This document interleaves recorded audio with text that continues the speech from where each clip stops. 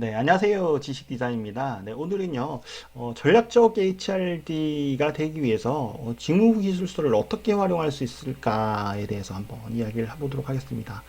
앞서서 계속 이제 직무기술서에 대한 이야기를 반복해서 이야기를 하고 있죠. 그래서 직무기술서에 대한 내용을 좀 기억하셨으면 좋겠고요. 이것을 어떻게 좀 구체적으로 활용할 수 있을까라는 차원에서 간단하게 설명을 좀 드려보도록 하겠습니다. 먼저 직무기술서의 내용을 한번 좀 볼까요? 네, 직무기술서의 내용은 네, 어떤 역량들이 규정이 되어 있다라는 것이죠. 그래서 KSA 지식과 기술과 태도와 관련된 내용이 규정이 되어 있습니다. 그 다음에 이것을 통해서 평가를 할 수가 있다라는 부분인데요. 앞서서 NCS 그것을 봤을 때도 수행 준거라는 부분이 나옵니다. 그죠? 수행 준거라는 내용이 나오고, 수행 준거라는 것은 어떻게 교육에서도 활용을 할 수 있고, 그 다음에 이 평가에서도 활용할 수 있다. 물론 이제 수행 준거라는 하나의 기준에 의해서 이 사람이 부족한 부분을 메꾸기 위해서 하는 것이 교육이죠. 그죠? 네, 그리고 뭐 교육을 했든 안 했든 그 사람의 어떤 수준이 어느 정도 되는지를 평가하는 게 또 평가의 역할 아니겠습니까? 그래서 그런 부분 잣대라는 차원에서 평가를 할 수 있다. 그 다음에 이것을 채용에 활용할 수 있다. 이렇게 이해를 할 수 있을 것 같습니다. 그래서 직무기술서도 마찬가지고요. NCS도 어떤 역량과 관련돼서 평가와 관련돼서 그리고 채용과 관련돼서 활용되고 있다. 이렇게 이해를 하시면 좋을 것 같아요.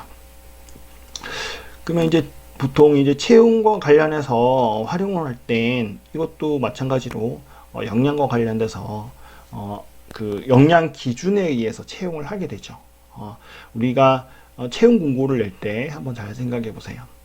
이러이러한 역량을 가진 사람이 필요합니다. 지원해 주세요. 라고 이렇게 보통 채용 공고를 내게 되죠. 그래서 채용을 공고를 낼 때도 그렇고 구직자들을 채용하기 평가할 때 필터링 할 때도 그 역량 기 토대로 해서 이렇게 필터링을 하게 됩니다. 역량이라는 부분은 교육과 또 관련이 있다라고 말씀을 드렸는데요.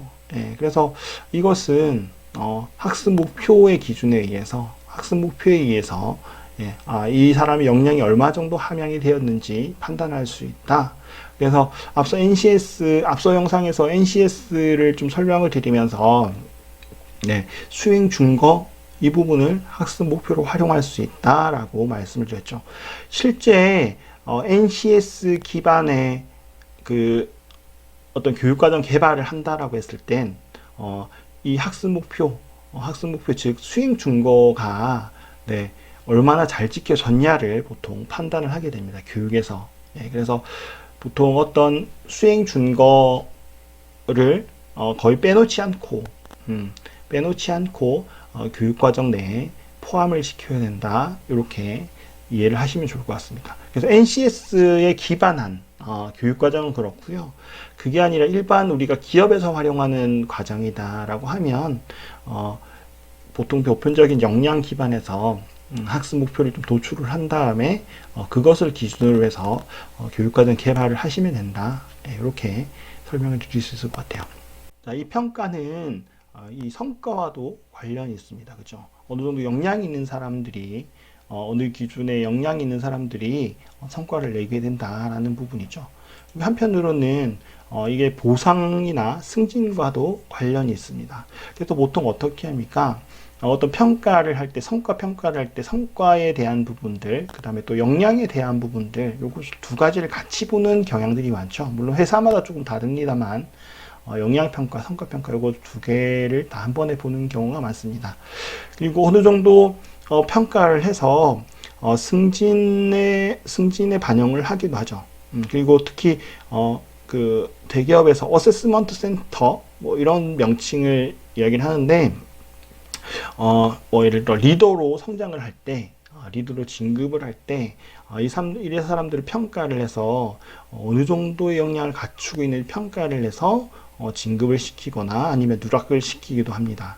예, 그래서 이런 부분 전반적인 부분들이 다 연관이 되어 있다. 예, 그래서 HR 담당자라면 이런 그 영향관계들 이게 어떻게 활용이 되고 있구나 이런 영향관계들을 잘 기억해 둘 필요가 있을 것 같습니다. 지식 디자이너